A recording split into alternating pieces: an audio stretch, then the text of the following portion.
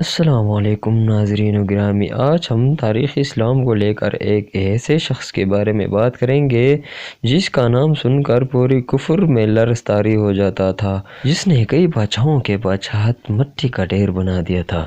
یہ اسلامی لیڈروں میں ایک ایسا لیڈر تھا جس کو فاتح بیت المقدس یعنی بیت الاول کا فاتح بھی کہا جاتا تھا، جس کو آج تک دنیا سلطان صلاح الدین ایوبی کے نام سے جانتا ہے، اور وہ 1138 عیسوی کو موجودہ عراق کے شہر تقریب میں پیدا ہوئے، جس کا پورا نام سلطان صلاح الدین یوسف بن ایوب تھا، جس کے رگوں میں ایمان اور جس کے دل میں جہاد کا جذبہ کوٹ کوٹ کر بھرا ہوا تھا۔ ایمانی جذبے سے سرشار اس لیڈر نے 1187 عیسوی کو یورپ کے متحدہ افواج کو عبرتناک شکست دینے کے بعد بیت المقدس کا فتح حاصل کیا تھا۔ سلطان صلاح الدین ایوبی کا تعلق کرد نسل میں سے تھا اور 1188 عیسوی کو کردستان میں پیدا ہوا تھا۔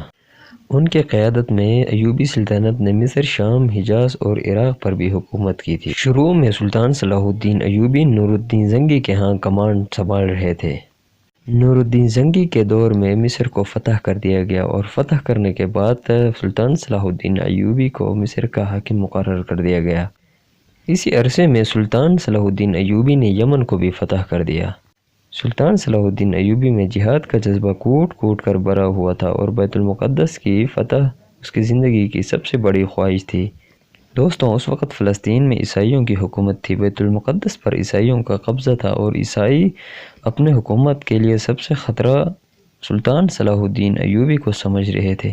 اسی دوران صلیبی بادشاہ نے بہت سے عیسائیوں کے ساتھ مدینہ منورہ پر حملے کی غرض سے حجاز مقدس پر حملہ آور ہوا، مگر سلطان صلاح الدین ایوبی کو خبر ہو چکی تھی اور سلطان صلاح الدین ایوبی نے عیسائی صلیبی بادشاہ کا تعاقب کیا، کیونکہ صلیبی افواج اپنے مسلسل اشتعال انگیزیوں میں مصروف تھے اور مسلمانوں کا پہلے سے لوٹ مار کر رہے تھے۔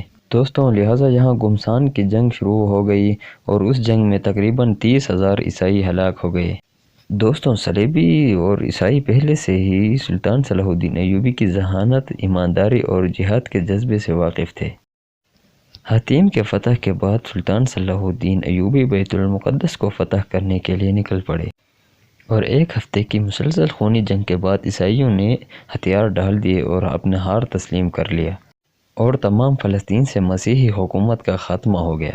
بیت المقدس کے فتح کے بعد سلطان صلاح الدین ایوبی کی سب سے بڑی خواہش پوری ہو گئی، اور یوں بیت المقدس 91 سال بعد مسلمانوں کے ہاتھ پھر واپس آ گیا، اور سلطان صلاح الدین ایوبی ایک مثالی فاتح کے طور پر بیت المقدس میں داخل ہو گئے، جو کہ 761 سال تک مسلمانوں کے قبضے میں رہا۔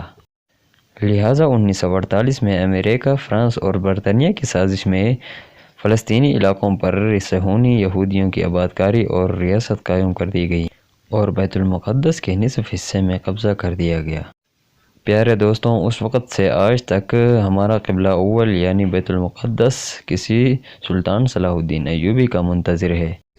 پیارے دوستوں، ویڈیو اچھی لگی تو چینل کو ضرور سبسکرائب کریں اور ہمارے اس ویڈیو کو لائک بھی کریں۔